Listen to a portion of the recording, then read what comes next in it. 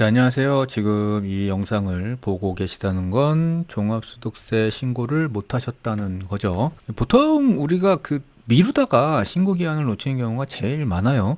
그러니까 뭐 알고는 있는데 뭐 다음 주에 하지, 다음 주에 하지 뭐 이러다가 막상 신고 기한이 돼가지고 하려고 하면 아예 그냥 신고 기한을 까먹는 경우도 있지만요. 미루다가도 신고 기한이 다 돼가지고 생각이 나서 하시는 분들도 많이 계세요.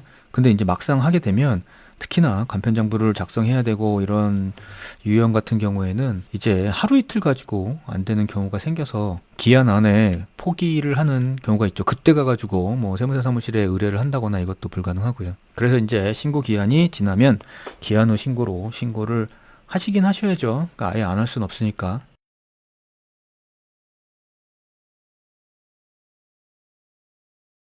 기한 후 신고는요, 그러니까 2023년 기속 종합소득세 신고를 예를 들면, 요게 이제 정식 신고 기한은 요게 2024년 5월 31일까지잖아요. 근데 이제 요때까지는, 그러니까 5월 31일까지는 정기 신고를 하시는 거고, 요 5월 31일 자정을 넘어가면서부터는, 그때부터는 이제 정기 신고 안 되고요. 기한 후 신고로 하셔야 된다는 거죠. 참고로 기한 후 신고하고요. 수정 신고나 경정 청구의 개념은 조금 구분을 해주셔야 돼요. 기한 후 신고 같은 경우에는 아예 신고를 안 한 경우에 기한 후 신고를 하는 거고, 수정 신고나 경정 청구는 기존에 신고를 한 거를 수정하는 거예요. 그래서 5월 31일까지 신고를 했는데 잘못됐다. 그러면 수정 신고나 경정 청구를 이용하시면 됩니다. 그래서 기한 후 신고라 그래가지고 뭐 특별히 많이 달라질 건 없어요. 어차피 뭐 정기 신고에서 신고하는 거하고요. 거의 99%는 똑같고, 이제 기한 후 신고를 하기 위해서는 몇 가지만 알면 되죠. 그게 이제 첫 번째는 어차피 알아야 되는 거, 본인의 신고 유형이죠. 이걸 알아야 어떤 방식으로 신고를 할지를 결정하니까 요건 기본적으로 알고 계셔야 되고요. 그 다음에 이제 기한 후 신고를 하게 되면 어쩔 수 없이 가산세가 붙습니다. 그래서 이 가산세를 어떻게 계산하는지에 대한 방식도 알아야 돼요. 그 다음에 또 하나, 이거는 알아두는 것보다는 정해야 되는 건데요. 세금을 언제 납부할 건지를 정해야 됩니다. 그러니까 이거를 정하지 못하면 신고를 마감을 할 수가 없어요. 그러니까 요거에 대해서는 뒤에서 다시 한번 말씀을 드릴게요. 자, 그래서 신고 유형을 먼저 알아야 돼요. 우리 이거 지금 홈택스의 종합소득세 신고 화면인데, 신고 유형을 알아야 여기서 단순 경비율로 신고할 건지 아니면 일반 신고로 할 건지, 그 다음에 뭐 근로소득만 있는 경우에는 이 근로소득 메뉴에서 들어가서 할 건지 뭐 이런 것들을 다 결정할 수가 있거든요. 그래서 일단은 먼저 신고 유형을 확인하신 다음에 그 신고 유형대로 선택을 하고 들어오시면 여기에 기한 후 신고라는 메뉴가 이렇게 있어요. 그러니까 요 위에 단순 경비율 추계 신고도 여기 기한 후 신고가 있죠. 그래서 요로 들어가셔가지고 신고를 요렇게 시작하시는 겁니다. 그래서 이제 신고 유형이 정해지면요, 뭐 대부분의 이 영상 보시는 분들은 이렇게 될 거예요. 간편장부 대상자 단순 경비율, 혹은 여기에는 이제 모두 채움 환급이나 모두 채움 납부도 속하죠. 그 다음에 간편장부 대상자 기준 경비율, 뭐 요 정도가 될 거고요. 복식부기 의무자는 뭐 세무사 사무실에 의뢰하시는 걸 제가 추천을 드렸고요. 그래서 유형을 보시고 간편장부로 신고를 결정하신 분들은 간편장부 신고 방법 영상을 보시면 되고요. 단순 경비율로 추계 신고를 하시겠다 그러면 단순 경비율 신고 방법을 보시면 됩니다. 그 다음에 임대사업에 해당되시는 분들은 임대사업자 신고 방법 영상이 따로 있으니까 그 영상을 참고하시면 되고요. 자, 그러면 실제로 여기 기한 후 신고 화면으로 들어오셔가지고요, 이제 신고를 하시면 되는데, 가장 먼저 하셔야 될 거는 여기 연도를 선택하셔야 돼요. 지금은 아직 5월이 지나지 않았기 때문에 여기 선택 메뉴에 2022년도까지만 나오지만 5월이 지난 다음에 보면 2023년도까지 나오니까 어떤 해를 기한 후 신고를 할 건지 선택을 하시고요. 그 다음에 주민등록번호에 조회를 누르셔가지고 이제 시작을 하시면 되는데, 모든 사항은 좀 전에 말씀드렸던 이 제 기존의 정기신고 영상하고 똑같아요. 방법이 간편장부 신고를 하건 아니면 단순경비를 신고를 하던 임대사업자 역시도요. 다 이 방식하고 똑같은데 하나만 다르죠. 여기 기한 후 신고는 가산세 명세서에 요 가산세가 반드시 작성이 돼야 된다는 거죠. 그래서 다른 것들은 다른 영상을 해당되시는 신고 유형에 맞춰 가지고 보시면 되고요. 오늘은 가산세만 별도로 따로 떼어내서 말씀을 드릴게요. 가산세 명세서를 들어가시면 요렇게 생겼어요. 그래가지고 지금 뭐 사업장 정보하고요. 그다음에 산출세액 뭐 이런 것들은 지금 0으로 표시해 놨는데 여튼간에 여기 이제 숫자가 나오겠죠. 그러면 우리가 지금 해당되는 가산세가 뭔지부터 알고 계셔야 돼요. 그래서 아까 말씀드렸죠. 가산세 계산 방식을 알고 계셔야 된다고.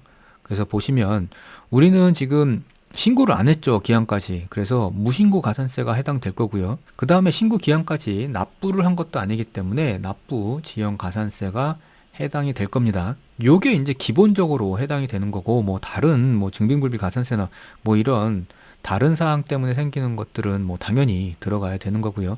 지금 기한 후 신고기 때문에 생기는 건 요거죠. 납부 지연 가산세하고 무신고 가산세.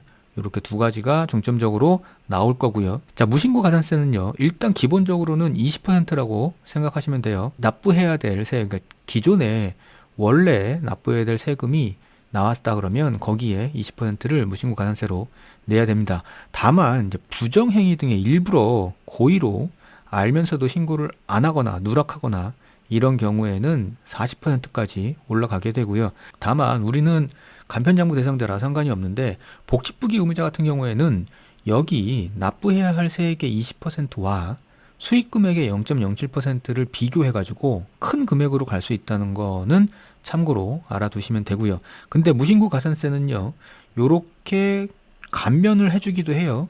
그 신고기한이 경과한 다음에, 그러니까 5월 31일이 신고기한이니까 그때부터 1개월 이내에 기한 후 신고를 하게 되면 빨리 해줬으니 뭐 일종의 보상책이죠. 그래서 1개월 이내 신고하면 무신고 가산세를 50%, 그다음에 뭐 이렇게 6개월 이내 하면 20% 이렇게 감면해 주는 게 있습니다.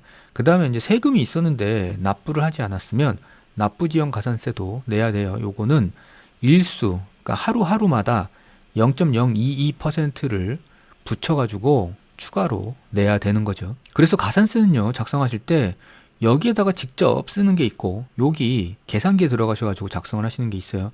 그래서 무신고 가산세 같은 경우에는 여기 계산하기 들어가셔가지고 이렇게 생겼거든요. 그래서 한번 읽어보시고 아래 보시면 이렇게 선택하게 돼 있어요. 그러니까 얼마나 신고기한이 지났는지 선택하신 다음에 여기 원래 법정 신고기한과 그 다음에 신고일자를 보시고 작성을 여기서 해주시면 됩니다. 지금은 아직 2024년 신고기한이 안 지났으니까 이렇게 떠 있는데, 요게 만약에 일반 무신고다 그러면 여기에 지금 납부할 세액을 적고요. 그러니까 계산을 이미 끝났겠죠. 가산세 작성하기 전에. 그래서 납부할 세액을 적고 거기에 20% 30만 원 이렇게 적용을 하는 겁니다. 여기서 지금 1개월 초과 3개월 이내니까 감면율 적용해가지고요. 계산이 자동으로 되고 요거를 적용하게 하시면 요렇게 적용이 돼서 나와요. 납부지연 가산세 계산하기도 마찬가지예요. 우리 무신고 가산세 좀 전에 했고요. 그 다음에 납부지연 가산세도 해야 된다고 아까 말씀을 드렸죠. 그래서 납부지연 가산세 계산하기로 들어가시면 요런 화면이 뜨는데 여기에 법정 납부기한 선택해가지고 집어넣으시고요. 요렇게. 그 다음에 신고일자는 내가 지금 그 신고를 하면서 납부하는 날짜예요. 제가 아까 여기 세금 납부 예정일을 정하고 계셔야 된다고 얘기를 했잖아요. 그러니까 이게 왜 그러냐 하면 요거 때문이에요. 여기에 지금 세금 납부 신고일자에 세금을 실제로 납부하는 요 날짜를 정해서 적으시는 게 그래야 여기 미납일수가 달라지는 거고요.